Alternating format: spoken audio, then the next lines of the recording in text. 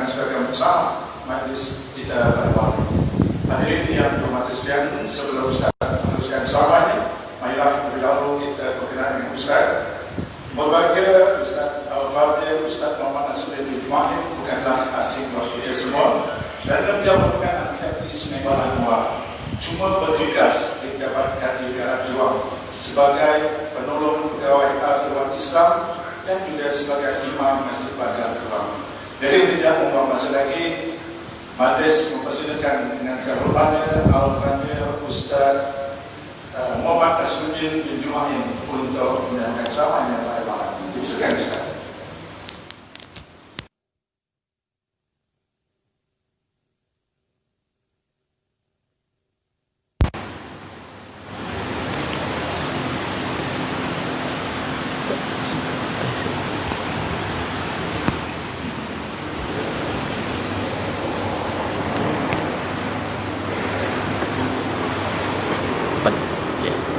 InsyaAllah. Tinggal pergi dia. InsyaAllah.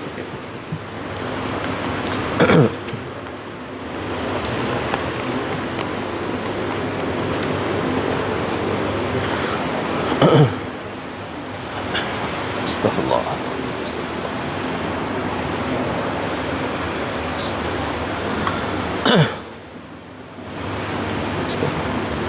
A'udzu billahi minasyaitonir rajim.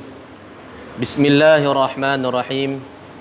Assalamualaikum warahmatullahi wabarakatuh. Alhamdulillahi rabbil alamin. Wa afdalus salati wa atamut taslim ala sayyidina Muhammad wa ala alihi wa sahbihi ajma'in. Rabbi shrah li sadri wa yassir li amri wahlul 'uqdatam min lisani yafqahu qawli. Subhanaka la ilma lana illa ma 'allamtana innaka antal alimul hakim wa la hawla wa la quwwata illa billahil aliyyil azim. Lin nabi karim wa alihi wa ashabihi kiramil fatihah. A'udzu billahi minasyaitonir rajim.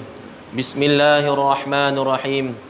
Alhamdulillahi rabbil alamin.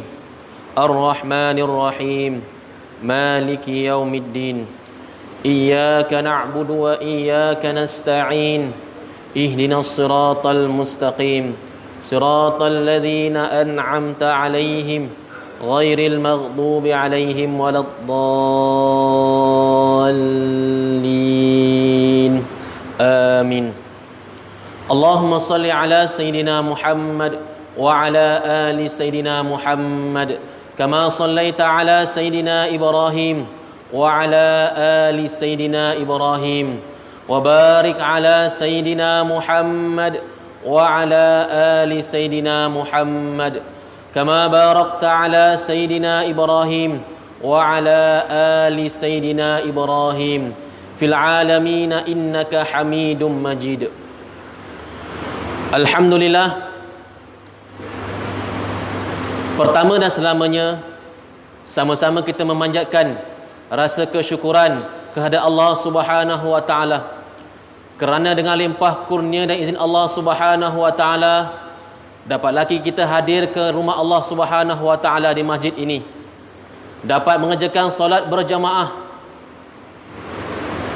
Yang dihormati Tuan Pengurusi Majlis Encik Khalid, Pengurusi Masjid Seri Menanti Tuan Haji Hassan bin Taib, Pegawai Penggerak Masjid dan Surau Dun Sungai Balang Tuan Haji Izzuddin bin Zakaria, yang dihormati Tuan Guru saya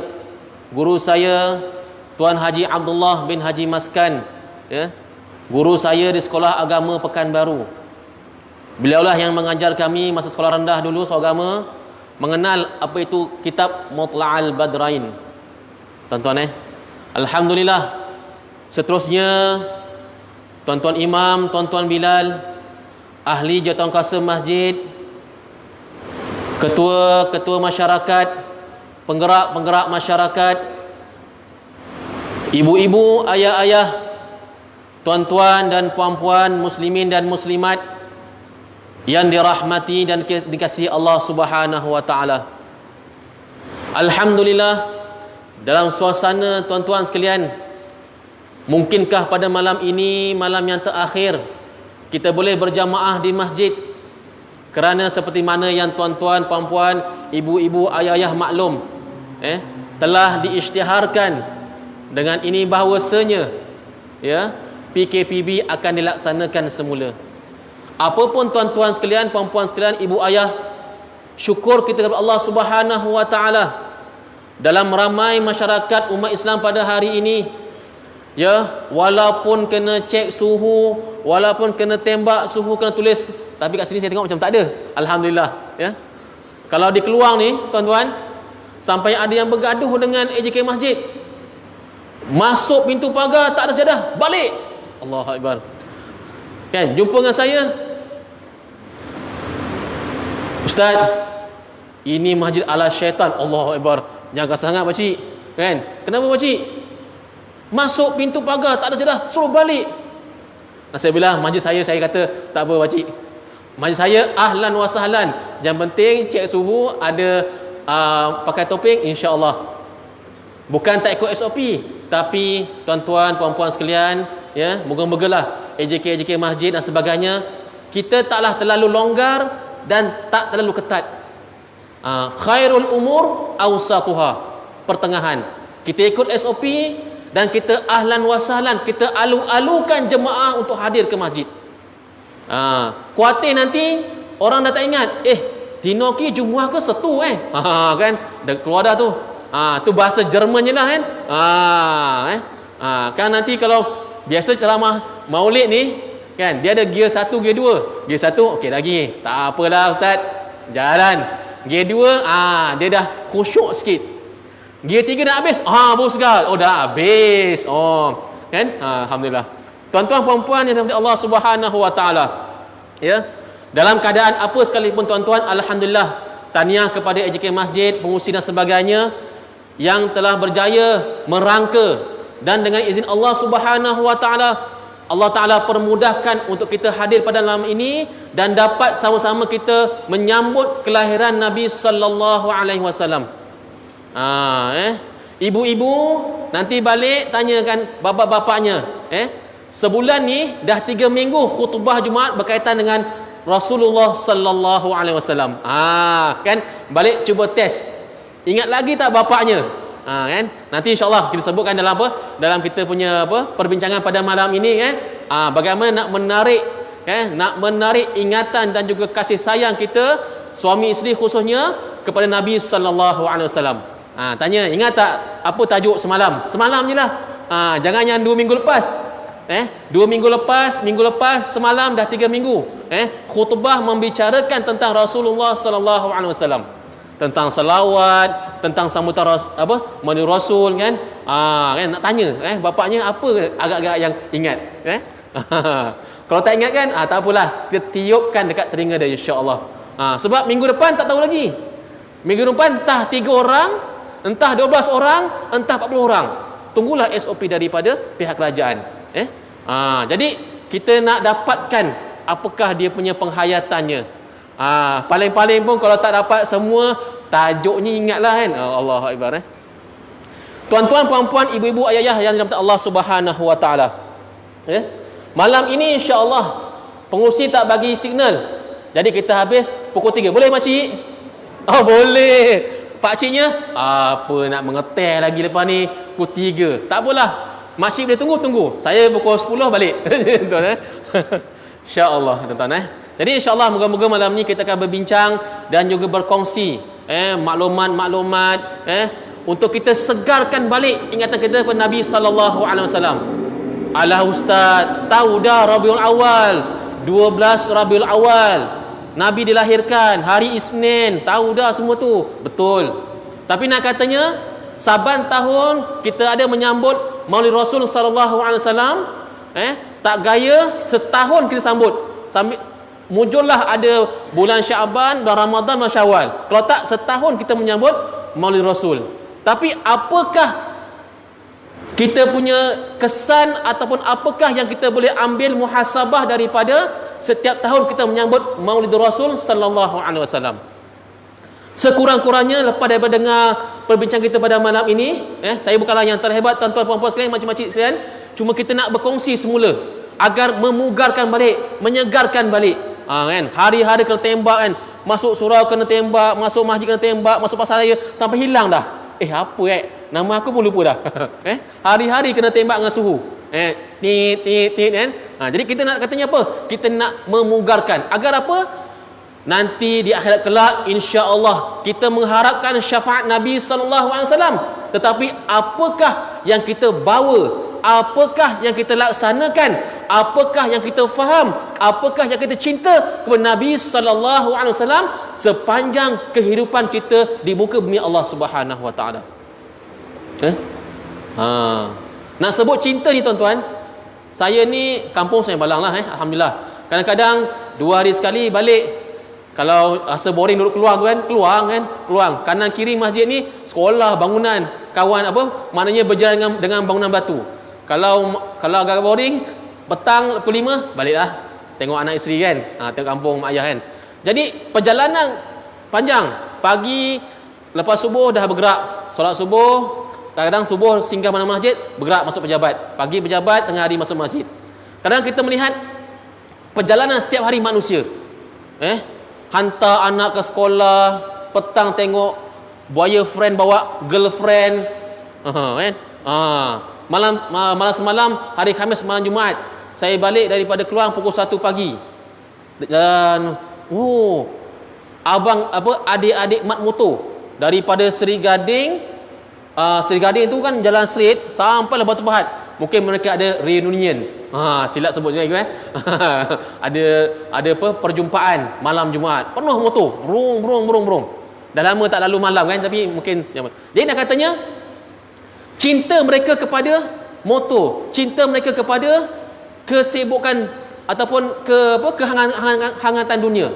Tetapi alhamdulillah sepanjang PKP juga saya bertugas. Daripada bulan 3 sampai bulan 6, bulan 5. Kan? Kita tengok lengang jalan. Tengok rumah semua cerah. Sebab apa? Sebab semua menjadi imam dan makmum di masjid. Itulah antara hikmahnya berlakunya PKP. Tuan-tuan sebab itulah setiap apa yang berlaku ini pasti ada hikmahnya. Nabi sebut al-hikmatu dhallatul mu'min fa an wajadaha fa haqqa biha. Setiap hikmah itu adalah barang yang tercicir bagi umat manusia, bagi umat Islam. Maka di mana dijumpa, itulah haknya. Bermakna apa? Setiap yang berlaku ni ada hikmahnya. Maka kita kena kutip hikmah tersebut. Fa'tabiru ya ulil albab. Allah Ta'ala sebut dalam Quran, fa'tabiru ya ulil albab. Ambillah pengajaran bagi mereka yang mahu berfikir. Ambil pengajaran. Di rumah ada makmum atau ada imam atau sebagainya. Mungkinlah lepas esok malam yang terakhir, katanya senang hari bulan. Esok 8 hari bulan, makcik alhamdulillah hari ni sempat lagi. Kalau esok malam ada pengajian lepas maghrib, kelas maghrib, alhamdulillah sempat lagi datang. Moga-moga tuan-tuan puan sekalian, ibu ayah, sempatlah kita dipanjangkan umur. Walaupun di mana juga kita berada, kita doa kepada Allah Subhanahu taala, ya Allah, berilah kami kekuatan untuk mendirikan solat berjamaah walau di mana kita berada. Tak kiralah kita pergi jemaah kat masjid ni kerana masjid, kerana imam, kerana Bilal, tapi kerana Allah Subhanahu wa taala. Maka di mana juga kita pergi, di mana juga kita berada, rumah ke di rumah, di surau, di masjid, kita mendirikan solat secara berjamaah insya-Allah. Tuan-tuan puan-puan sekalian, ibu ayah sekalian, insya-Allah perkara yang pertama kita akan bahas pada malam ini, kita bincangkan pada malam ini ialah berkaitan dengan keturunan Nabi sallallahu alaihi wasallam. Nabi sallallahu alaihi wasallam dilahirkan dalam keadaan yatim piatu. Bermakna ayahnya telah meninggal dunia. Ibunya Siti Aminah, ayahnya Abdullah. Dilahirkan oleh ibunya Siti Aminah dalam keadaan baginda yatim. Maka keturunan Nabi Muhammad sallallahu alaihi wasallam ialah daripada keturunan Nabi Ibrahim alaihi salam. Tuan-tuan dan puan sekalian, Nabi ini ada 124,000 orang. Ramai makcik daripada zaman Nabi Adam alaihi salam diutuskan 124,000 orang nabi-nabi. 300 orang rasul dan 25 orang nabi yang wajib diketahui. Daripada ramai-ramai nabi tersebut, Semuanya adalah daripada bangsa Bani Israel. Hanya 4 saja nabi yang daripada bangsa Arab, iaitu Nabi Saleh alaihi salam, Nabi Shu'aib, Nabi Hud dan Nabi Muhammad sallallahu alaihi wasallam. Sebab tuan-tuan Bani Israel ini, Yahudi ini diutuskan kepada mereka, kalau tolak 124,000 lebih kurang, tolak 4 orang, semuanya diutuskan kepada Bani Israel. Nak katanya degilnya orang Yahudi, orang Israel ini. Ramai-ramai semua nabi kalangan mereka. Sebab apa? Yahudi ni, jahatnya mereka ni, datang nabi tak suka dengan apa yang dibawa ataupun ketauhidan Allah yang dibawa oleh nabi tersebut, dia bunuh, dia pancung, dia sembelih. Nabi Yahya dulu belajar di Damsyik, Syria. Nabi Yahya kepalanya dipotong, kepalanya ada di Damsyik Jami' Umawi, di makam di sana. Tubuhnya dicincang, tak jumpa di mana. Tangan sebelah kanannya berada di Mesir, dibawa lari oleh bangsa Qibti, disimpan di Mesir dan akhirnya diserahkan kepada ketika mana Khalifah Turki Uthmaniyah. Jahatnya Nabi Zakaria digergaji, dibelah 2 dan sebagainya. Itu Bani Israel. Datang je Nabi, bunuh, tak suka apa yang dibawa, bunuh. Minggu depan, tahun depan, bulan depan, diutuskan lagi Nabi. Agak-agak tak suka dengan dia punya cara dia, bunuh lagi. Hinggalah akhirnya Nabi Ibrahim alaihissalam ada 2 orang isteri. Seorang Sarah dan seorang Hajar, ataupun kalau orang Melayu panggil apa? Siti Hajar, Siti Sarah, Siti itu Melayu bagi cik, bukan Arab Hajar dengan Sarah. Maka daripada Hajar inilah lahirnya bangsa ataupun kaum Arab. Dan daripada Sarah inilah lahirnya ataupun terusnya berkembangnya Bani Israel. Maka daripada Hajar tadi, maka lahirlah nabi-nabi bangsa Arab daripada Hajar tadi. Dan akhirnya lahirlah daripada keturunan tersebut Siti Aminah, Abdul Muttalib, dan lahirlah Nabi sallallahu alaihi wasallam.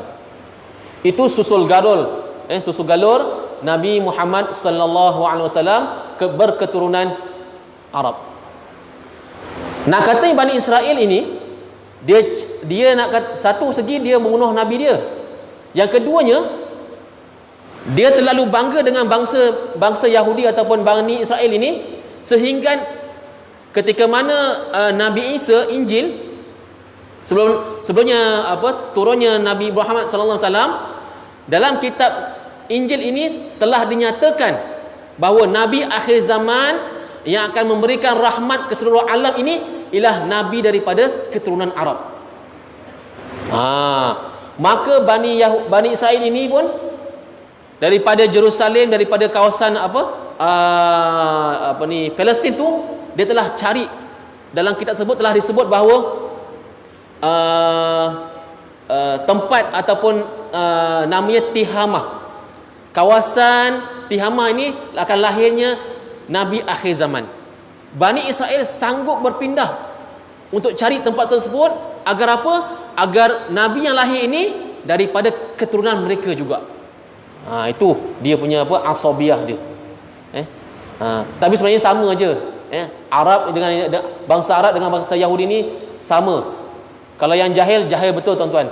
Kalau kita tengok bagaimana kemusnahan, kezaliman Bani Israel Yahudi ini buat kepada orang-orang Arab yang berada di Palestin. Arab pun kena juga. Apa yang berlaku di Syria, di Iraq. Kalau di Syria ni, Bashar Assad ni, presiden sekarang ni, bagaimana dia buat kepada rakyat dia. Kalau Melayu ni, kita pun tak terbayang ganas ataupun zalimnya mereka ini buat kepada sesama mereka. Tetapi hari ni tuan-tuan, kita tengok di Malaysia ni pun dah mula dah. Gaduh sikit, kelas sana, kelas sini. Tak kiralah sama ada yang berusia, yang masih remaja dan sebagainya.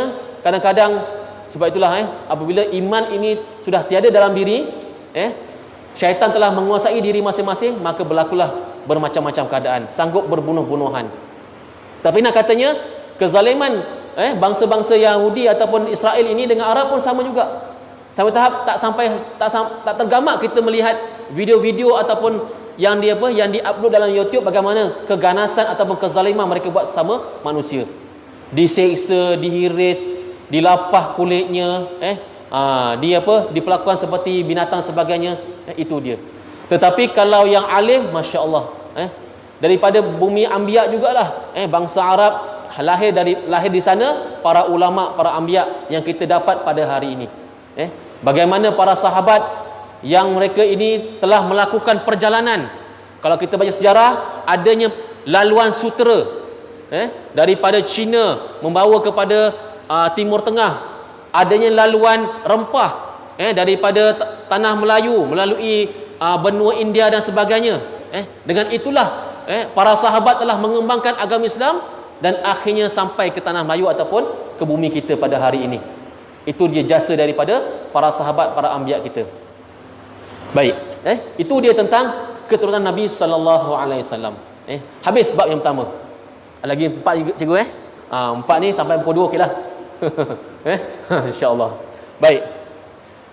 Seterusnya tuan-tuan sekalian, kita akan sama-sama menyusuri kepada siapakah Nabi Muhammad sallallahu alaihi wasallam ini diutuskan. Allah Subhanahu wa taala sebut dalam Al-Quran, "Wa ma arsalnaka illa rahmatan lil alamin." Tidak kami utuskan kamu wahai Muhammad untuk memberi rahmat ke seluruh alam.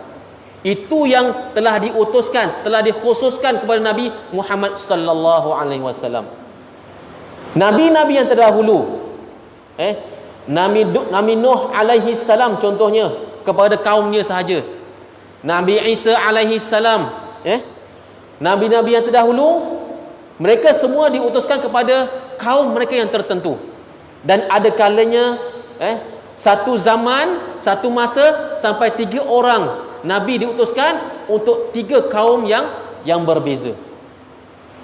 Lalu Allah Subhanahu wa taala mengutuskan Nabi Muhammad sallallahu alaihi wasallam ini rahmatan lil alamin, kepada seluruh manusia. Tak kiralah bangsa apa, bangsa Arab atau sebagainya. Sebagai contoh, Nabi Sulaiman alaihi salam. Nabi Sulaiman diberikan Allah Subhanahu wa taala, dia boleh memerintahkan jin, manusia dan juga haiwan. Satu ketika disebut dalam sirah bahawa angin ini kita nampak kan, angin kipas sebagainya kan. Angin ini boleh dipadukan dan Nabi Sulaiman boleh naik atas angin bawa dia. Betul ini fizik ataupun metafizik yang telah ada sejak zaman Nabi Sulaiman alaihi salam. Hari ini ahli sains telah mengkaji dan sebagainya. Prototype lah, kereta terbang lah. Kalau jadi kereta terbang, hancur kita tuan. Semua tak pakai kereta ni dah, semua kereta terbang je. Kalau PKP habis, kena buat jaring tahan orang atas. Baik. Jadi nak katanya nabi-nabi yang terdahulu diutuskan kepada kaum-kaum yang tertentu. Tetapi Nabi Muhammad sallallahu alaihi wasallam diutuskan kepada seluruh umat manusia. Sebab itulah kalau Nabi Daud alaihi salam, antara kelebihan Nabi Daud alaihi salam, suaranya merdu. Sehingga disebut dalam sirah, apabila Nabi Daud alaihi salam bacakan kitab Zabur, tuan-tuan baca kitab Zabur, orang akan ada yang sampai meninggal dunia kerana apa? Kemerduan. Kemerduan suara Nabi Daud alaihi salam. Kalau kita macam tu tuan-tuan tadi marhaban dengar suara Tok Imam, Tok Bilal kita merdu, jenuh malam ni. Esok pagi 10 orang meninggal. Dah jenuh esok nak gali kubur lagi dan sebagainya. Allahu akbar. Nabi Yusuf alaihi salam, kelebihan dia ialah apa? Kecantikan dan kehandsomean dia. Jangan jelas makcik Sehingga kan disebut dalam sirah Nabi Yusuf alaihi salam, handsome kacaknya ni, kalau duduk berdiri sebelah orang yang tak cantik, orang yang tak cantik akan jadi cantik. Tu bagusnya. Kalau kita hari ni kalau yang agak-agak badannya berisi, contoh, jangan nanti terasa juga tengok badan saya ni. Kalau agak-agak badannya agak berisi, duduk sebelah orang kurus, orang akan nampak apa? Nampak perbezaan. Dia tu badan. Kita ni dah suka membawang kan? Yang yang golongan wanita membawang, yang golongan lelaki mengeteh kan. Habislah kan. Ngeteh cambang habis semua digaul. Kan? Tapi Nabi Yusuf ini, oleh kerana kekacakan itu adalah kurniaan Allah Taala kepada Nabi. Kalau duduk sebelah orang yang tak berapa cantik, orang yang tak cantik akan menjadi cantik, menjadi handsome. Itu kelebihan Nabi. Tetapi Nabi Muhammad sallallahu alaihi wasallam dikurniakan dengan mukjizat Al-Quran. Nabi sallallahu alaihi wasallam dikurniakan mukjizat pada satu ketika dalam peperangan, air keluar daripada tangan-tangan Nabi sallallahu alaihi wasallam. Ketika itu bala tentera telah kehabisan bekalan air. Lalu keluar air daripada jari jemari Nabi sallallahu alaihi wasallam, maka 3,000 orang tentera semua dapat manfaat daripada kelebihan Nabi sallallahu alaihi wasallam. Dan Nabi Muhammad SAW diturunkan Al-Quran, mukjizat Nabi yang paling besar, sehingga hari ini, sehingga hari kiamat, umatnya dapat kelebihan dengan membaca. Jangan baca, tengok Quran dapat pahala, pegang Quran dapat pahala. Segala-galanya bermanfaat kepada umat Nabi Muhammad sallallahu alaihi wasallam. Nak katanya rahmatan lil alaminnya kepada Nabi Muhammad sallallahu alaihi wasallam. Tuan-tuan itu kelebihan Nabi Muhammad sallallahu alaihi wasallam. Sebab itulah tuan-tuan, kita hari ni kalau tak kenal, tak cinta, tak tahulah tuan-tuan nak letak mana diri kita ni. Dengan usaha Nabi sallallahu alaihi wasallam, dengan rahmat Nabi sallallahu alaihi wasallam, nanti kita akan sebut nanti akhirnya Nabi nak meninggal, Nabi nak wafat pun ingatkan kepada umatnya. Allahu akbar. Kita hari ni nanti esok kita di padang mahsyar nak meniti siratul mustaqim, nak masuk syurga dengan apa? Dengan syafaat Nabi Muhammad sallallahu alaihi wasallam. Nak kata gitu. Allahu akbar.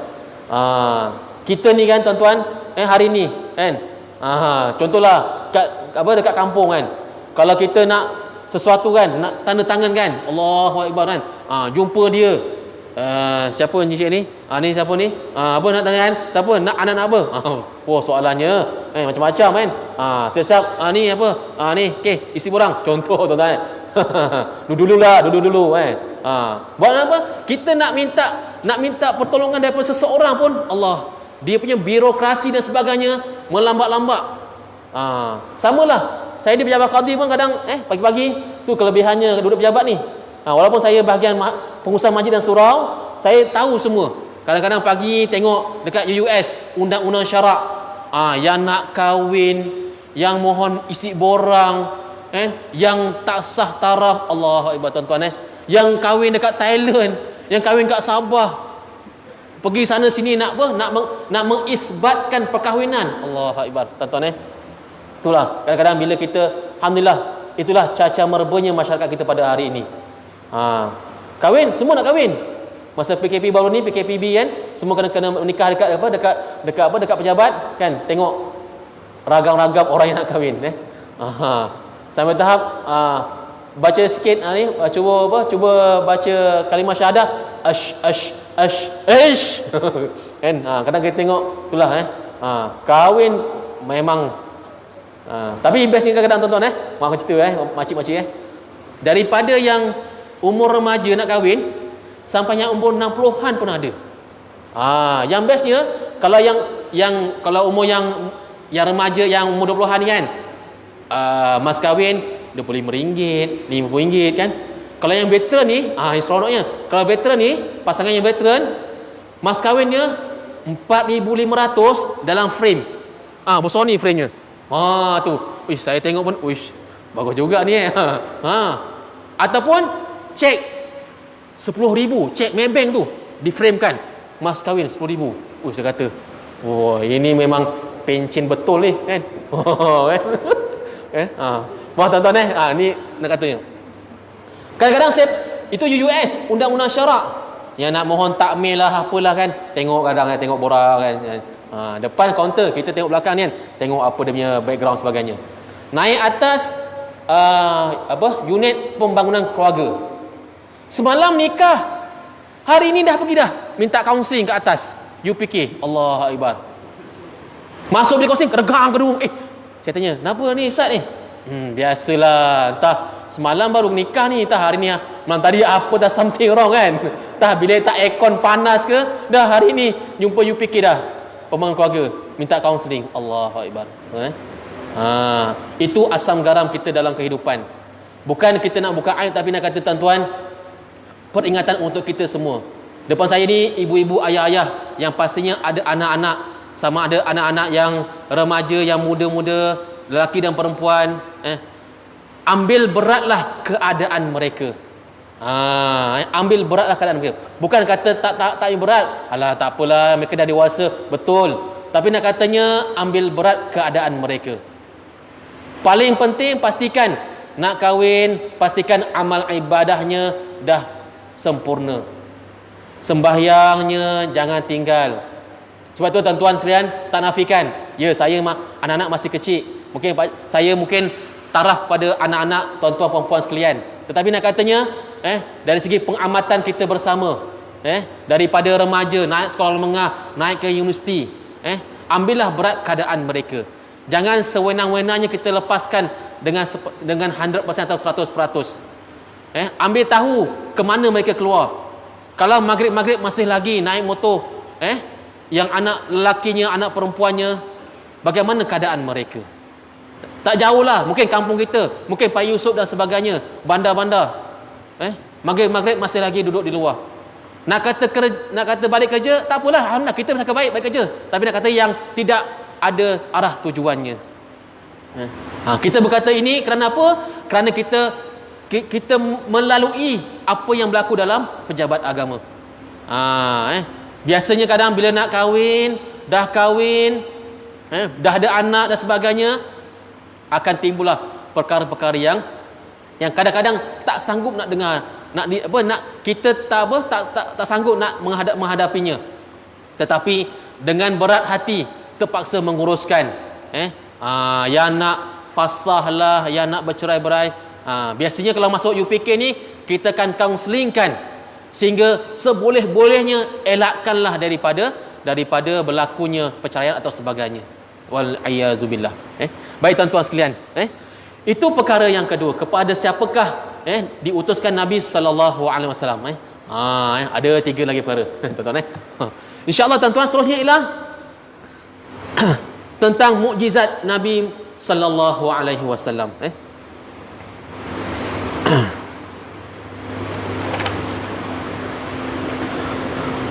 Saya bila dijemput, dihubungi oleh tuan guru saya, Ustaz Abdullah, saya kata Allahu Akbar, insya-Allah tuan. Cikgu sebab sebelum ni pernah cikgu telefon. Saya mesti ketika tu sebelum PKP.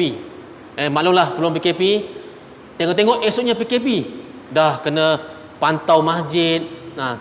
Maksudnya hikmahnya lah. Cikgu minta saya masa tu Isra Mi'raj cikgu. Tapi oleh kerana hikmahnya PKP, jadi saya menarik lapas lega lah. Bukan tak nak datang, tapi nak katanya tidak dapat memenuhi. Tapi kali ini alhamdulillah, Cikgu Abdullah call saya, telefon saya, insya-Allah moga-moga saya dapat hadir pada malam ini tuan-tuan. Alhamdulillah. Baik. Seterusnya ialah mukjizat dan juga penurunan wahyu yang pertama.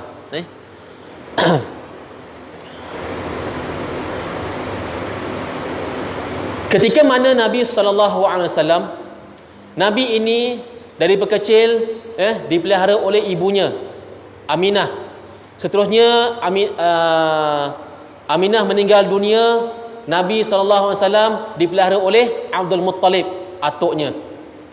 Daripada kecil Nabi telah dididik dengan sifat-sifat yang mahmudah, yang baik, iaitu daripada contohnya Nabi dibawa dalam perniagaan, mendidik sifat amanah, sifat benar, sifat amanah, sidik dan fatanah dan sebagainya. Kemudian Abdul Muttalib meninggal. Nabi telah dibawa oleh Abu Talib berniaga. Kalau di Syria itu satu daerah namanya Dar'a. Di situlah adanya Busra Syam, tempat Nabi sallallahu alaihi wasallam bersama Abu Talib ketika masa Nabi masih lagi kanak-kanak dibawa berniaga. Sebab itulah dalam surah ayat Quran, liila fi quraisyin ila fihim rihlatash syita'i was-saif. Orang Arab ini, orang Arab di Mekah ketika itu, ketika mana musim sejuk, mereka akan berniaga ke Yaman bawah. Musim panas, mereka akan berniaga ke utara, iaitu Syam. Sebab Jordan, Syria ini negara yang 4 musim. Jadi ketika mana musim panas memang ramai. Ketika masa saya belajar di Damsyik Syria pun, kalau musim panas ni, orang-orang Qatar, orang-orang Saudi, orang-orang belah Teluk ni, Bahrainnya, UAE-nya semua datang, bawa GMC, bawa Pajero besar-besar, penuh satu keluarga datang. Sebab itulah tuan-tuan, antara cabaran ataupun antara ujian besar kepada masyarakat ataupun orang Arab di Syria ini, bila musim panas, orang-orang Teluk ni dia datang, bukan datang saja tuan-tuan, yang baik-baiklah datang untuk berehat. Mereka beli rumah besar-besar, duit banyak. Memang kadang memang satu Pajero tu mereka bawa duit duit cash, duit dinar, duit dia lah, berguni-guni dalam dia punya kenderaan dia. Sebahagiannya dia mengahwini perempuan-perempuan di Syria. 4 bulan duduk sana, kemudian dah habis musim panas, mereka balik semula ke negara-negara Teluk. Mereka ceraikan mereka yang isteri yang telah dikahwini tadi. Itu antara perangai-perangai orang Arab. Sebab tu tuan-tuan, tak heranlah kalau tuan-tuan pergi Mekah, Medina, sampai dekat immigration ke apa, perangai Arab. Dia lempar kita punya pasport ni macam lempar biasa je. Kami dulu pernah sempat melaksanakan umrah daripada Syria ke Mekah, perjalanan 2 hari 2 malam naik bas. Bila naik bas ni nampaklah, boleh bayangkan ketika mana Nabi sallallahu alaihi wasallam berhijrah ataupun datang ke bumi Syam berniaga. Habis padang pasir, gunung ganang. Habis gunung ganang, lembah sebagainya, gaung dan sebagainya. Tapi hari ini tuan-tuan, kalau tuan-tuan naik kenderaan darat masuk ke Mekah, Madinah, dah nampak banyak rumput. Itu akhir zaman bila ketandusan, tanah-tanah yang tandus telah dipenuhi dengan rumput. Sebab apa? Mereka ada teknologi. Mereka pasangkan paip bawah tanah untuk sama ada rumput itu untuk makanan unta, tanaman rumput itu untuk unta, ataupun mereka telah tanam pokok-pokok ataupun rumput tepi jalan untuk apa? Untuk mencantikkan laluan ke Mekah ataupun ke Madinah. Itu yang berlaku pada hari ini. Jadi selepas itu, ketika mana kalau kita pergi ke Busra Syam ni ataupun di Dar'a ni, nampaklah kota lama ada tinggalan dia. Kami sempat ziarah ke sana. Adanya tempat unta Nabi yang telah mendarat ataupun telah duduk, ada kesan dia. Batu tu tempat unta Nabi duduk. Dia parking, ada kesan dia. Kemudian ada satu rumah ibadat, iaitu ketika mana Nabi bersama dengan Abu Talib, seorang pendeta ni, rahib ini telah nampak pada Nabi ni ada sifat-sifat kenabian yang telah dia baca dalam kitab dia. Lalu dia katakan pada Abu Talib, wahai Abu Talib, bawa balik cepat-cepat budak ni, kerana aku nampak ada tanda-tanda kenabian pada budak ini, takut-takut akan diusik ataupun dibunuh oleh orang-orang yang sedang mencari. Sebab orang-orang Arab yang orang-orang bangsa lain memang yang tahu tentang kenabian ni, dia akan cari ini, dia akan bunuh ketika itu. Itulah tuan-tuan, kalau dapat nanti insya-Allah negara Syria telah aman, boleh.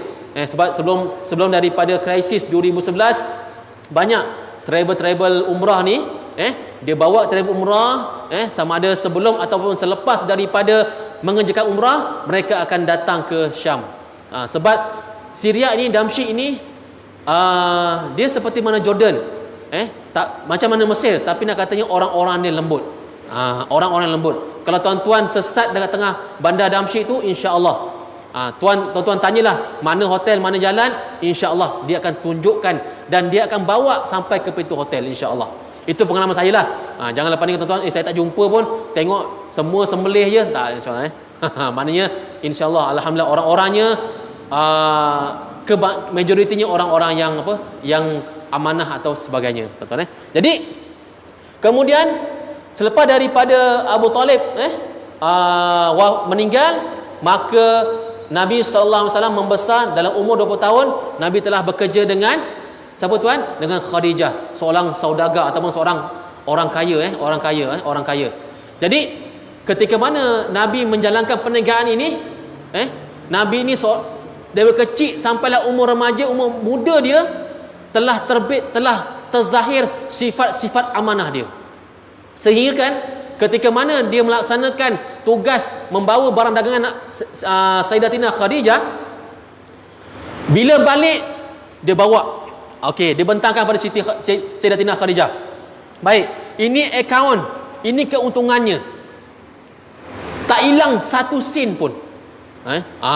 Itu yang berlaku pada Nabi SAW. Dan dengan itu dapat gaji daripada Sayyidatina Khadijah. Dia balik kampung dia balik rumah dia, dia tak ambil, dia tak balik terus. Dia singgah tengok jiran-jiran dia. Kalau ada makcik-makcik ibu tunggal, dia tanya makcik-makcik apa keperluan dia. Ibu tunggal tak mampu nak keluar rumah, tak mampu nak pergi berbelanja, maka dia belikan. Dia jumpa anak-anak yatim, dia sedekahkan hasil daripada gaji ataupun allowance yang dia dapat tu. Kalau hari ini tuan-tuan, sebab tu dapat gaji, dapat allowance cukup bulan, makan besar kan, makan restoran dan sebagainya. Sebab tu tuan-tuan, hari ini saya pernah nak katanya keberkatan daripada gaji ni, ada seorang pakcik ni, dia kerja security, pengawal keselamatan. Dia ni orang Sabah tapi bekerja dekat Batu Pahat. Anaknya ramai. Saya tanya, pakcik, raya ni balik Sabah, insya-Allah. Anak dia kalau tak silap 8 orang ataupun 10 orang. Pakcik balik. Anak-anak balik sekali bawa. Naik apa pakcik? Saya pun terfikirlah, kerja security, kerja kan, kerja pengawal keselamatan, berapa gaji sangat kan? Besar. Maknanya ada, tapi nak katanya taklah sebesar mungkin PPD ataupun mungkin pegawai kerajaan ataupun mungkin yang kerja ada 20 hektar kelapa sawit contoh Dan nak katanya dia dapat balik naik kapal terbang, suami isteri dengan 8 atau 10 anak balik hari raya. Di mana dapat duit wallahu alam, tapi nak katanya itu rezeki dia, bagaimana dia kumpulkan ke ataupun dia menyimpan ke, tapi nak katanya oleh kerana nak balik menziarahi mak ayah atau sebagainya, maka dia dapat. Kisah lain pula, ada seorang ni dapat gaji, dia akan bagi kepada mak ayah dia dulu. Mak ayah dia dulu. Kerja biasa je.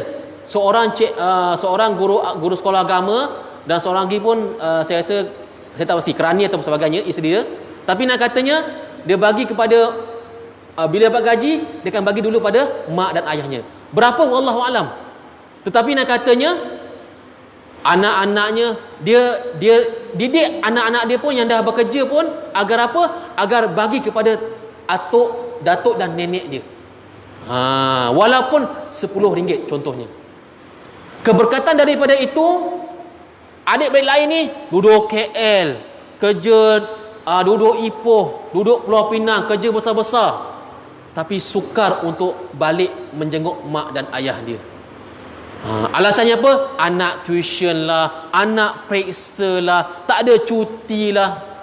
Itu. Tapi nak anak yang keluarga yang sederhana ini, dengan keberkatan dia mendermakan duit dia kepada ibu ayah dia, dan dia didik pada anak dia agar bagi pada datuk dan nenek dia, keberkatan terzahir pada keluarganya. Tak terlalu kaya, tapi kita tengok anak dia Mesir seorang, Kalau nak kata universiti ni memang empat-empat lah masuk universiti, insya-Allah, alhamdulillah. Tapi nak katanya terzahir keberkatan daripada sifat tersebut. Kadang-kadang tuan-tuan, sebab tu tuan-tuan, kita walaupun tak besar mana, tak banyak mana, tetapi nak katanya ajarlah kepada diri kita, didiklah diri kita ini menyumbang, menderma kepada apa sahaja sekalipun. Kan? Sebab itulah antara perkara-perkara amalan untuk mengangkat bala daripada Allah Subhanahu Wa Taala ialah dengan menderma. Dermakanlah walaupun tak dilihat oleh orang lain. Sebab itulah sampai tahap Nabi kata apa? Dermakanlah sehingga kan tangan kiri kamu tak tahu apa yang tangan kanan kamu buat dan sebagainya. Baik. Seterusnya, bila Nabi sallallahu alaihi wasallam telah dewasa, nampak keamanahan kepada Nabi sallallahu alaihi wasallam, sehingga kan Nabi sallallahu alaihi wasallam ini dah umur 30 tahun. Orang-orang di Mekah ini beri kepercayaan untuk menyelesaikan perkara-perkara yang besar. Kalau tuan-tuan baca sirah sampai tahap ketika mana peristiwa untuk apa? Meletakkan Hajarul Aswad. Pembesar-pembesar Quraisy ini bertelagah, siapa nak duduk? Aku, sebagainya. Biasalah kan, pemimpin besar kan, semua ada ego dia. Tetapi nak katanya Nabi Muhammad sallallahu alaihi wasallam yang telah menyelesaikan bagaimana untuk memberikan keadilan kepada semua sekali. Nampak tak kebijaksanaan Nabi sallallahu alaihi wasallam? Tetapi bila makin berat yang telah ditanggung oleh Nabi, sehinggalah pada ketika mana usia 40 tahun, Nabi telah mencari suatu tempat untuk apa? Untuk dia bersuluk ataupun menyendiri. Sebab apa? Sebab orang ramai telah datang kepada dia ni untuk apa? Untuk dapatkan khidmat ataupun dapatkan untuk apa? Menyampaikan amanah kepada diri dia. Dan akhirnya Nabi sallallahu alaihi wasallam telah menyendiri dan juga beribadah mengesakan Tuhan dia, iaitu di Gua Hira. Nabi naik atas Gua Hira. Gua Hira, Nabi, kalau tuan-tuan dah pergi Mekah pergi umrah, Nabi naik ke Gua Hira ni, Nabi telah menghadap ke Kaabah. Kalau tengok pintu Gua Hira tu, dia akan menghadap ke Kaabah, ke Mekah. Dan pada malam kejadian Nabi naik ke Gua Hira, Nabi telah berzikir dengan cara ketika itu, ajaran Nabi Ibrahim alaihissalam. Lalu ketika itu dengan angin sepoi-poi bahasa, tuan-tuan, dengan bunyi kicauan burung-burung, malamnya sunyi, tiba-tiba Nabi pun dipeluk oleh malaikat Jibril alaihissalam. Buat suspense sikit. Kalau kita tuan-tuan tengah sembahyang kan, mungkin tuan imam tuan Bilal datang subuh awal-awal kan, tengah sembahyang sunat sebelum nak tarhim ni kan, tiba-tiba orang jangan orang peluk. Apa ni? Terkejut kita kan. Tapi Nabi, malaikat Jibril pegang Nabi, Iqra ya Muhammad. Nabi jawab, ma ana biqari. Aku tak boleh baca. Iqra ya Muhammad kali kedua. Ma ana biqari. Aku tak boleh baca. Kali ketiga, Iqra ya Muhammad. Ma ana biqari. Aku tak boleh baca. Kali keempat, Iqra ya Muhammad. Lalu Nabi pun ikut, Iqra bismi rabbikal ladzi khalaqal insana min 'alaq. Jadi daripada peristiwa ini, apa iktibarnya? Apa iktibarnya? Yang pertama tuan-tuan, kita ini untuk buat kebaikan tidak ada pilihan. Kena kurangkan pilihan ataupun tak ada pilihan. Kalau ada pilihan, contoh malaikat Jibril kata apa? Iqra ya Muhammad. Aku tak boleh baca. Nabi jawab kan. Lalu Nabi kata apa? Malaikat Jibril kata apa? Kalau dah 3 kali suruh baca tak boleh baca, kalau kita cikgu pun, engkau ni memang tak pandai baca dah. Kalau kita lah kan, contoh tuan-tuan. Jibril kata apa? Baliklah. Esok datang balik. Agak-agak Nabi datang tak? Nabi takkan datang. Kan saja Kalau diberi pilihan, kita pun disuruh berselawat, Allahumma salli ala Sayyidina Muhammad. Panjanglah. Tak ada ke selawat pendek? Allahumma salli ala Muhammad. Kadang-kadang bila khutbah Jumaat kan, kalau saya khatib, saya akan baca selawat panjang. Dalam teks tu memang disebut Allahumma salli ala Sayyidina Muhammad. Saya kat atas tengok semuanya khusyuk ya, dalam hati ya, dalam hati ya. Jadi saya pun akan baca Allahumma salli ala Sayyidina Muhammad wa ala ali Sayyidina Muhammad kama sallaita ala Sayyidina Ibrahim. Kita buat sedikit biar semua terjaga. Selawat. Oh, dah nak habis khutbah rupanya. Dah nak habis khutbah yang pertama. Tuan-tuan sebab kalau khutbah pertama kedua tertidur bersambungan, itu jawabnya dia kena bangun solat zuhur tuan-tuan. Jadi kita khotib pun kena pandai jawab politik. Jangan khotib pun tantang kalau nak tidur aku dapat allowance contoh. Contoh saja ini imam dekat Copenhagen, dekat apa Afrika Selatan Jadi nak kata tuan-tuan, kita ni nak buat baik, jangan banyak pilihan. Kena paksa.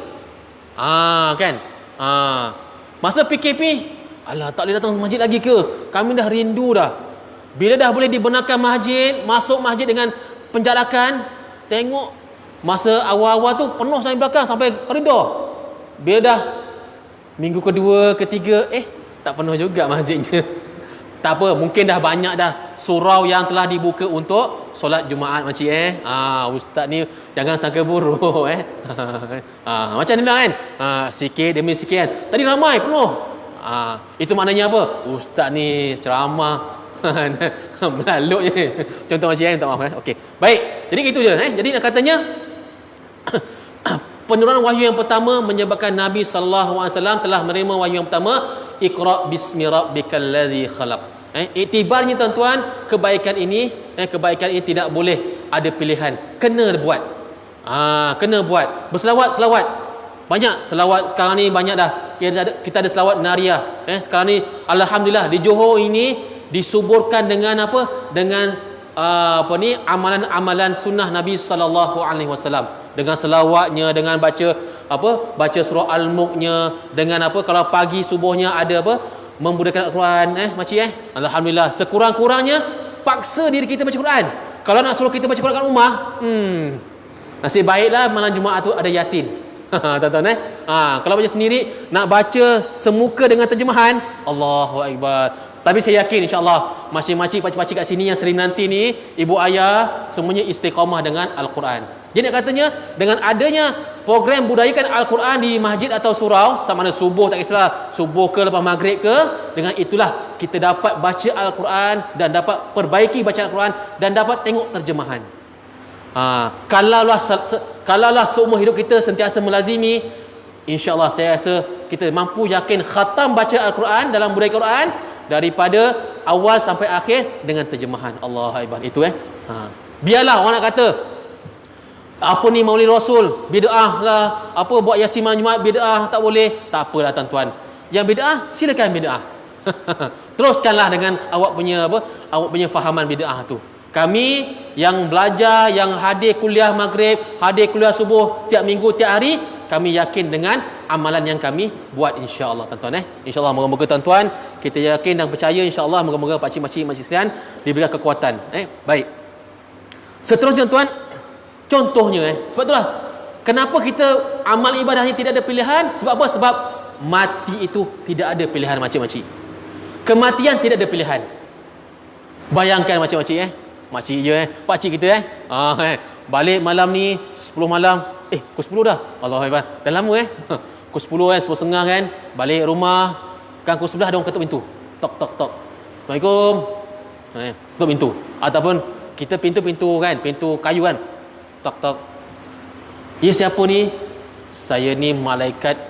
Malaikat makcik. Malaikat Jibril. Malaikat Israel kan? Betul tak? Jangan malaikat Jibril kan. Ya, makanya ada apa tuan? Saya datang nak menjemput. Kalau ada pilihan, tak apalah, saya ni masih muda lagi, umur baru 70, muda lagi. Ada lagi masanya. Tak apa. Rumah sebelah tu demam. Dia tak bersihat. Ambil dia dulu. Kalau ada pilihan, agak-agak ada pilihan tak pakcik? Tak ada pilihan. Sebab tu tuan-tuan ada yang taraf STPM dah dijemput Allah Subhanahu Wa Taala. Walaupun apa juga keadaan, tapi nak katanya umur muda. Ada yang pergi sekolah, ayah hantar, aksiden, meninggal umur kanak-kanak. Ada yang baru lahir, dapat sejam, meninggal dunia. Tapi boleh tak mewarisi harta? Boleh mewarisi harta. Tadi semalam kuliah faraid, jadi ingat lagi apa kuliah. Tapi nak katanya kenapa? Sebab kematian tiada pilihan. La yastaqdimuna as-sa'ah wa la yastakhiruna as-sa'ah.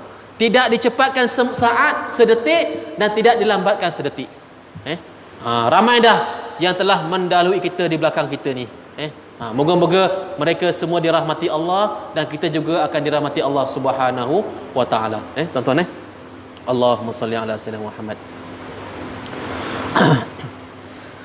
Seterusnya tuan-tuan, tentang syafaat Nabi sallallahu alaihi wasallam. Telah disebutkan tadi bahawa nabi-nabi yang terdahulu diberikan mukjizat. Nabi Sulaiman, dia boleh mentadbir alam.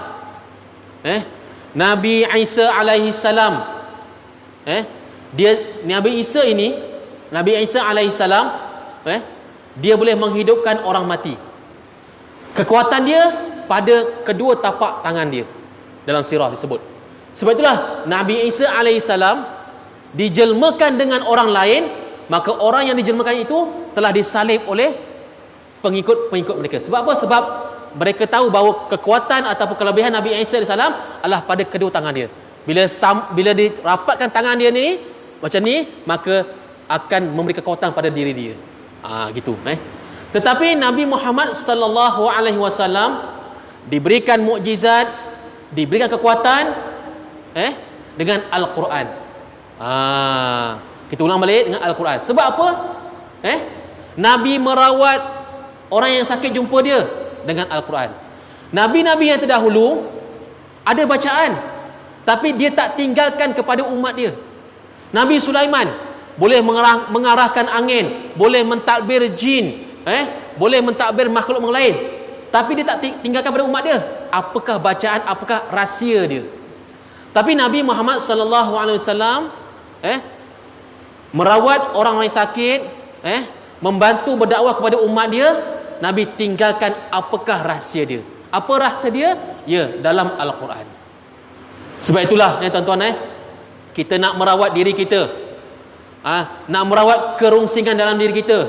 Allah, ini musim PKP, yang berniaga pun agak slow. Tapi tengok alhamdulillah, Masjid Semenanti ni ada kedai-kedai, alhamdulillah. Kalau siang tu kadang saya lalu juga, kalau pergi Muar kan, pergi pejabat qadi dan sebagainya, tengok ramai, ada orang Cana kan, betul cik? Orang Cana nak singgah juga kan. Nanti kalau singgah dia kena belanja semua. Singgah insya-Allah. Kalau siang meriah, ada warungnya. Kalau malam ada bakerynya, ada kedai bandelnya. Belakang pula ada homestaynya. Bermakna tuan-tuan, alhamdulillah, kita mampu memakmurkan masjid dengan aktiviti-aktiviti. Ada rakan anak mudanya. Biasalah kan, Semenanti ni kalau daratnya banjir sebagainya, air naik sebagainya kan. Jadi ada rakan mudanya yang maknanya kita aktifkan segala peringkat umur dalam masyarakat kita. Sekurang-kurangnya orang nampak kewujudan. Dengan inilah masyarakat lain, bangsa lain, agama lain akan nampak, oh ni masjid. Kadang-kadang ada setengah daerah tuan-tuan, tak nafikan, kita pun dapat dah dalam viral. Walaupun viral tu ada pro kontranya. Dikatakan bahawa gereja banyak melakukan kebajikan, bagi makan kepada gelandangan sebagainya. Walaupun ada kontra artikel tu, tapi kita ambil positifnya untuk beri rangsangan kepada masjid ataupun komuniti Islam kena berperanan dalam masyarakat. Duit banyak. Kalau di tempat saya tu ada setengah masjid sampai tahap satu minggu berpuluh ribu dia punya ni. Tapi alhamdulillah dia ada gerobok rezekinya. Kemudian ada bantuan kepada orang-orang yang memerlukan dan sebagainya. Tapi nak kata kena fikirkan. Bermakna duit masjid gunakan sebaiknya. Biar habis, jangan takut habis. Sebab bila nampak apa yang kita buat, orang akan dermakan lagi. Ini buktinya, memang ada pembuktiannya. Jangan takut nanti akaun masjid kosong, tak apa. Kosong digunakan tak apa. jangan kosong kerana digunakan tempat yang tak sepatutnya. Biar kosong, tapi masyarakat qaryah merasakan kenikmatan ataupun merasakan kehebatan masjid tersebut. Alhamdulillah, tuan-tuan. Jadi Nabi Muhammad sallallahu alaihi wasallam mukjizatnya Al-Quran, maka hari ini kita dapat kebaikan Al-Quran. Balik nanti sebelum masuk rumah baca 3 kul. Dari mana? Dari Al-Quran. Balik nanti kan, suami isteri sebelum tidur kan tanya, tadi bang, tadi bapaknya, tadi Pak apa jadi isi ceramah kita, embuh lah kan. Contohnya bahasa Jerman mungkin hari ni kan, tidur dekat dekat atas pangkuan isteri. Itu yang faham. Jangan balik-balik apa buang terbiak orang tua ni, tiba-tiba nak baring atas pangkuan aku ni. Jangan tapi yang makcik-makcik, pakcik yang datang malam ni, insya-Allah dia faham tentang apa. Bacakan, alhamdulillah. Bacakan ayat kursi. Kenapa? Untuk mendinding diri kita. Hasil daripada Al-Quran yang telah dikurniakan Allah Taala kepada Nabi Muhammad sallallahu alaihi wasallam. Kerana itulah mukjizat yang paling besar. Wallahu alam, tuan-tuan. Dan akhirnya tuan-tuan, akhir dah. Akhir ni panjang pukul 3. Akhirnya ialah syafaat Nabi Muhammad sallallahu alaihi wasallam. Ini yang paling besar. Kita tuan-tuan hidup di dunia adalah untuk sementara. Allah Subhanahu wa taala sebut dalam Al-Quran, laqad ja'akum rasulun min anfusikum azizun 'alaihi ma 'anittum harisun 'alaikum bil mu'minina raufur rahim. Ayat ini sejak saya bersekolah rendah hari, guru saya telah ajar, guru saya telah ajar, hafal. Dulu tak faham apa apa daripada ayat ni. Tapi bila kita dah belajar, dah tengok terjemahan, apa dia? Laqad ja'akum rasulun min anfusikum. Sesungguhnya telah datang kepada kamu nabi daripada kalangan kamu sendiri. Nabi Muhammad sallallahu alaihi wasallam azizun 'alaihi ma 'anittum, iaitu dia merasai kesusahan, keberatan yang ada pada diri kita. Bermakna apa tuan-tuan? Nabi sallallahu alaihi wasallam dia tahu, Allah Taala kurniakan Nabi ini, dia tahu tentang apa? Tentang kesukaran umat dia. Sebab itulah sebelum Nabi sallallahu alaihi wasallam wafat, Nabi berdoa. Nabi berdoa, ya Allah, ya Tuhanku, bagaimana aku nak membantu umatku agar mereka ini semuanya boleh masuk syurga. Dalam satu hadis lain disebut bahawa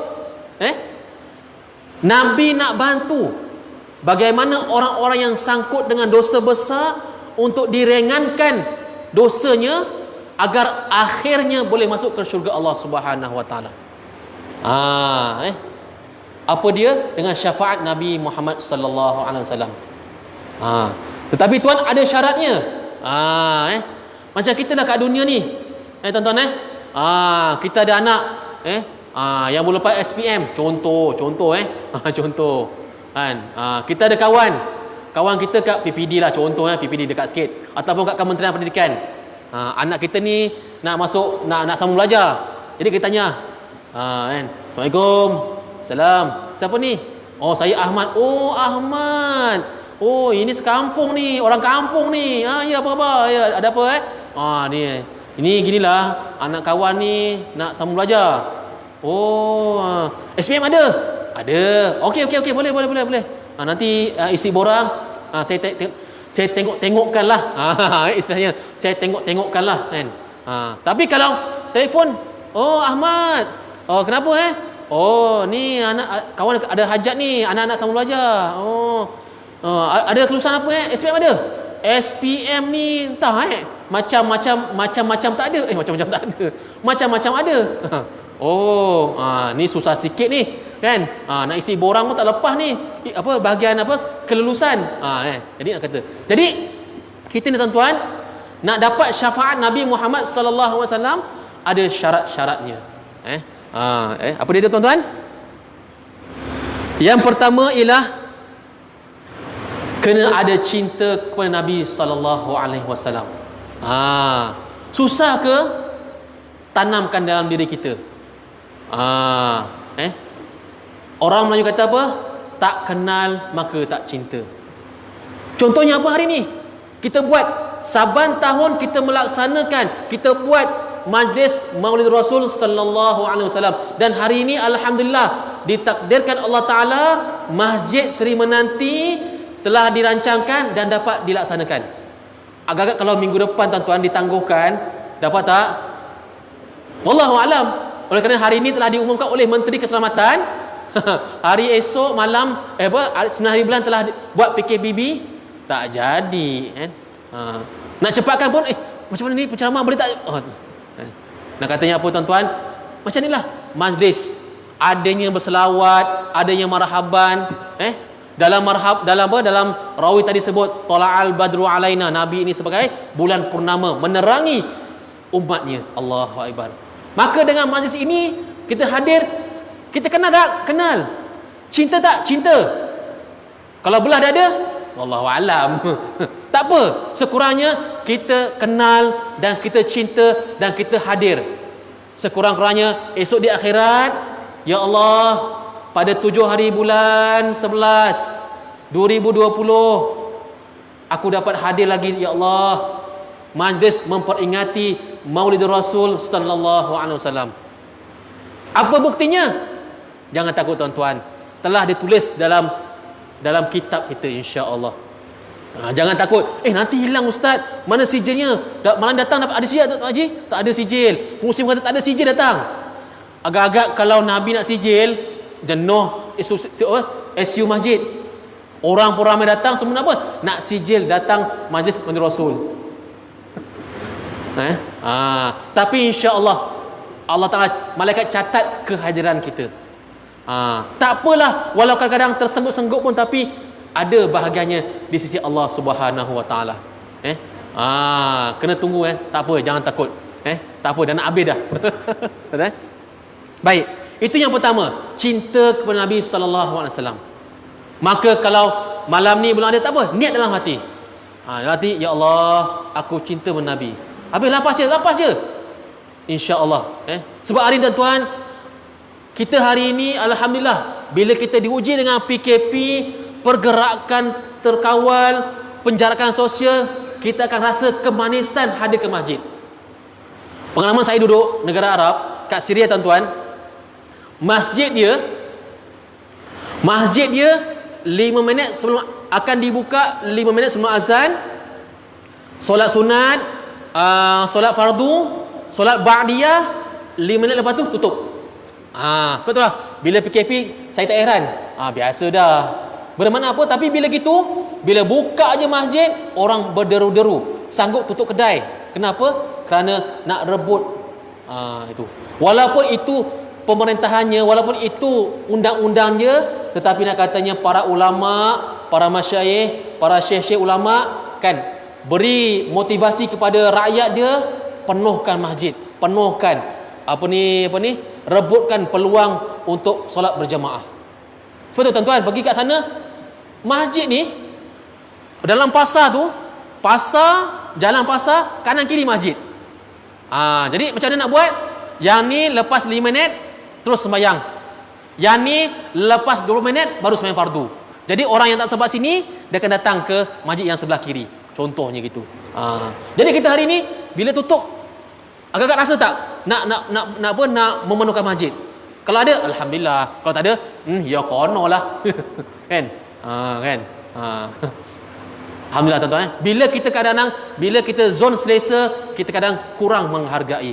Tapi bila kita diuji, kita ditekan, kita dihalang, kita akan rasa, ya Allah, kemanisan nak datang masjid, kemanisan nak datang majlis ilmu, kemanisan ataupun ada rangsangan untuk kita buat amal ibadah. Tuan-tuan Baik tuan-tuan, itu syarat yang pertama. Macam Sadik Segaragau lah tuan-tuan Baik. Syarat yang kedua ialah kita hendaklah perbanyakkan berselawat kepada Nabi Muhammad sallallahu alaihi wasallam. Sehingga disebut bahawa man shalla alayya sallallahu biha asyara. Pahalanya sekali kita selawat kepada Nabi, 10 ganjaran diberikan kepada kita. Allah, sampai tahap tu. Setiap Jumaat innallaha wa malaikatahu yusalluna 'alan nabi ya ayyuhalladzina amanu sallu 'alaihi wa sallimu taslima. Bukan sekadar kita, makhluk-makhluk, para malaikat berselawat kepada Nabi Muhammad sallallahu alaihi wasallam. Kan? Kalau dulu zaman muda-muda kan masa zaman mak kata tuan-tuan zaman jiwang-jiwang kan selalu sebut-sebut nama kan, sampai termimpi-mimpi, sampai terbayang-bayang di kenapa? Kerana apa? Cinta kepada seseorang. Walaupun telah berlalu waktu itu, tapi nak katanya masih cinta kan. Ya maknya, ya paknya kan. Alhamdulillah.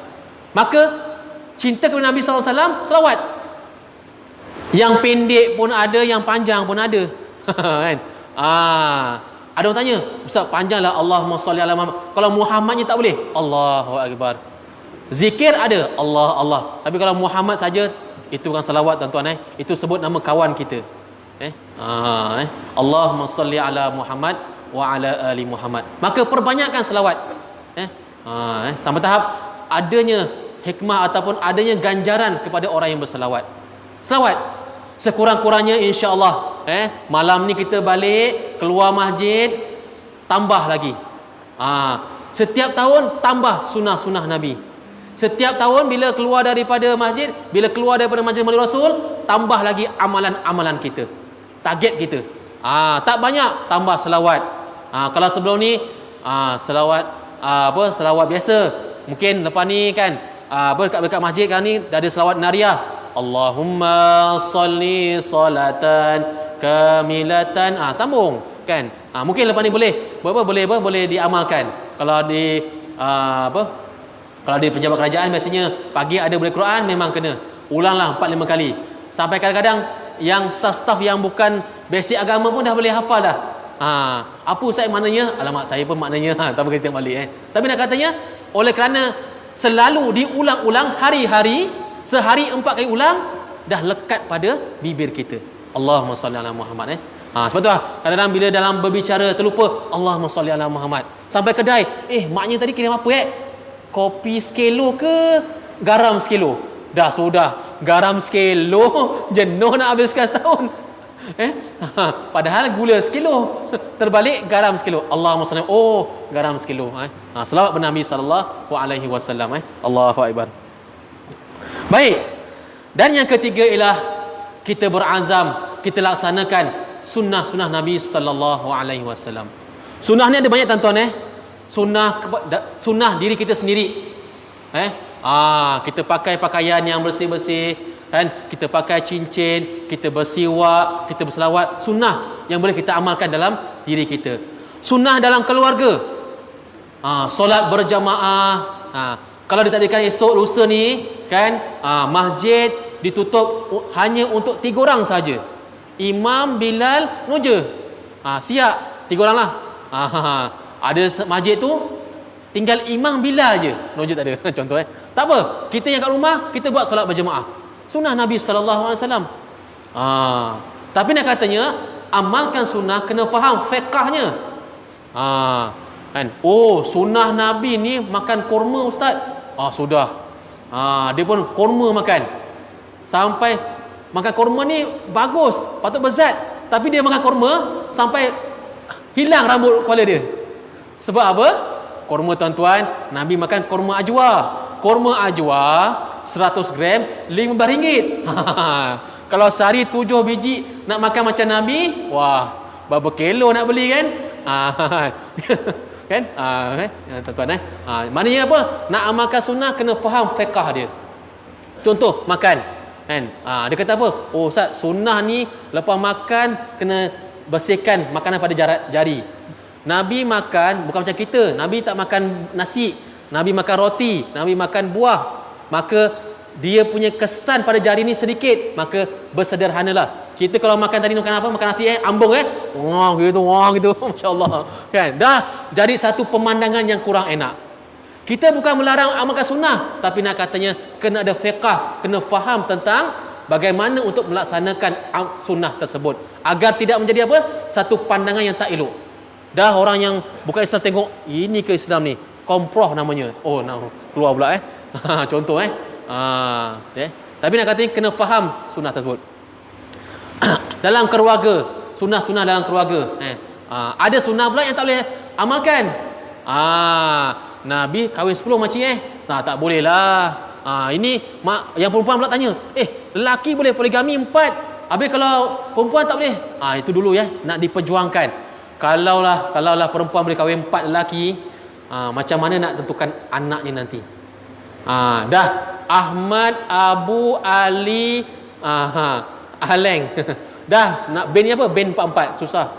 Itu sunnah yang kita tak boleh nak pertikaikan. Contoh. Baik, ada juga sunnah untuk ummah, masyarakat. Contoh hari ni, komuniti masjid buat majlis Maulid Rasul, buat kuliah takmil sebagainya. Itu sunnah. Majlis ilmu. Nabi kata, bila kamu melalui taman-taman syurga, maka singgahlah. Apa taman syurga tersebut? Ada ulama nyatakan apa? Majlis zikir, majlis memperingati Allah Subhanahu Wa Taala, majlis memuji Allah Subhanahu Wa Taala, majlis ilmu. Maka ini sunnah dalam masyarakat. Ketua kampung, penghulu mentadbir kampung dan kampung ataupun kawasan dengan cara Islam pun sunnah Nabi SAW. Pemimpin negara, memerintah negara dengan cara Islam pun sunnah Nabi SAW. Sebab Nabi daripada ketua keluarga, Nabi juga adalah ketua negara. Nabi ketua keluarga, Nabi juga adalah Perdana Menteri. Nabi juga adalah ketua dalam peperangan. Tuan-tuan macam ni. Jadi itulah sunnah-sunnah agar apa? Agar 3 syarat ini akan melayakkan kita esok di akhirat kelak. Tidak ada yang bermanfaat kecuali syafaat daripada Nabi Muhammad sallallahu alaihi wasallam. Moga-moga kita balik ini, balik nanti insya-Allah keluar dari masjid, kita akan ada azam apakah yang kita nak buat. Tak apa dah. Tahun ni dapat 3, tahun depan dapat 3, 5 tahun dapat 15, 10 tahun dapat 30 sunnah-sunnah yang dapat kita laksanakan. Moga-moga berkekalan. Kita buat kena cerita pada anak cucu kita. Selawat. Tu sebab tu kadang-kadang anak-anak kita yang dihantar ke tadika ke taska ke, diajar. Biar apa yang diajar. Ni yang ajar TikTok. Sudah. Balik rumah, nenek-nenek, kami hari ni belajar TikTok. Alamak, pening kepala kita. Tapi kalau balik rumah tu selawat kan. Allahumma sholli, kalau sekolah rendah balik agama kan, Allahumma sholli salatan. Kita dengar pun sejuk kita. Jadi nak kata tuan-tuan, itulah bekalan kita untuk kita jumpa Allah Subhanahu Wa Taala dan kita mendapatkan syafaat daripada Nabi Muhammad sallallahu alaihi wasallam. Moga-moga tuan-tuan itulah yang dapat saya sampaikan dan kongsikan pada malam ini. Moga-moga bermanfaat daripada diri saya dan juga kepada tuan-tuan, puan-puan sekalian, ibu-ibu, ayah-ayah, yang mana saya doakan moga-moga kita semua sentiasa berada dalam keadaan sihat, sejahtera, dilindungi diri kita dan juga zuriat kita, keturunan kita daripada segala bala bencana, dan insya-Allah walaupun apa jua keadaan tuan-tuan, kita dapat melaksanakan amal ibadah dengan sebaik mungkin. Walau di mana kita berada, kita diberi peluang hadir masjid, kita laksanakan amal ibadah di masjid. Yang diberi peluang untuk mengimarahkan masjid, laksanakan pengimarahan masjid. Yang diberi peluang untuk mengimarahkan rumah, maka imarahkanlah rumah kita dengan bacaan Al-Quran dan juga solat berjamaah. Moga-moga kita mendapat keberkatan dan seterusnya insya-Allah kita mendapat syafaat Nabi Muhammad sallallahu alaihi wasallam di akhirat kelak, dan insya-Allah kita semua digolongkan dan dimasukkan ke syurga Allah Subhanahu Wa Taala. Saya doakan kebaikan untuk ibu-ibu ayah sekalian, abang-abang, kakak-kakak. Moga-moga kita akan berjumpa lagi insya-Allah dan seterusnya kita dipanjangkan umur dalam keadaan iman dan ihsan. Itu saja saya sampaikan. Mohon maaf kepada cikgu saya, Cikgu Abdullah, tuan pengurusi, ahli jawatankuasa, semua salah silap ke kan, kadang-kadang terlambat sebagainya. Moga-moga dirahmati dan dikasihi Allah Subhanahu Wa Taala dan diampunkan. Aqulu qauli hadza wa astaghfirullahal azim li wa lakum. Wassalamu alaikum warahmatullahi wabarakatuh. Insya-Allah kita doa sikit tuan-tuan. Bismillahirrahmanirrahim. Alhamdulillahirabbil alamin wa afdhalus salati wa atammut taslim ala sayyidina Muhammad wa ala alihi wa sahbihi ajma'in. Allahumma 'allimna ma yanfa'una wanfa'na bima 'allamtana wa zidna 'ilma wa 'amalan muttaqabbala bi rahmatika ya arhamar rahimin. Allahumma arinal haqqa haqqan warzuqna ittiba'ah wa arinal batila batilan warzuqna ijtinabah wa ja'alna mimman yastami'una al-qawla fayattabi'una ahsanah. Ya Allah, ya Tuhan kami, berkatilah kami ya Allah, berkatilah perhimpunan kami ya Allah, berkatilah perhimpunan kami ini ya Allah. Jadikan kami ya Allah umat Nabi Muhammad sallallahu alaihi wasallam yang melaksanakan sunnahnya dan yang melaksanakan arahannya dan melaksanakan amal ibadah kepadamu ya Allah. Jadikan kami ini ya Allah sebagian daripada umatnya ya Allah yang mendapat syafaat di akhirat kelak ya Allah. Ya Allah, ya Tuhan kami, lindungilah diri kami ya Allah, zuriat keturunan kami ya Allah, dan umat Islam seluruhnya ya Allah daripada bala bencana, penyakit yang berbahaya, khususnya COVID-19 ya Allah. Ya Allah, berkatilah kami ya Allah, permudahkanlah kami untuk melaksanakan amal ibadah ya Allah, permudahkan kami untuk melaksanakan segala arahan kamu ya Allah. Ya Rahman ya Rahim ya Dzal Jalali wal Ikram. Allahumma asrif anna minal waba wal ghala wal fitan wal mihan ya rabbal alamin. Allahumma irfa anna minal bala wal waba wal amrad ma zahara minha wa ma batan innaka ala kulli syai'in qadir. Rabbana atina fid dunya hasanah wa fil akhirati hasanah wa qina adzaban nar walhamdulillahi rabbil alamin.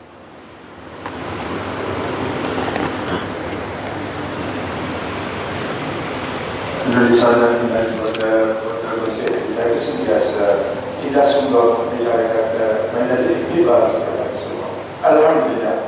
Demikianlah tadi ceramah yang telah disampaikan oleh berbagai al-fadhil Ustaz Muhammad Nasruddin Jumain dengan penuh pengajaran juga teladan.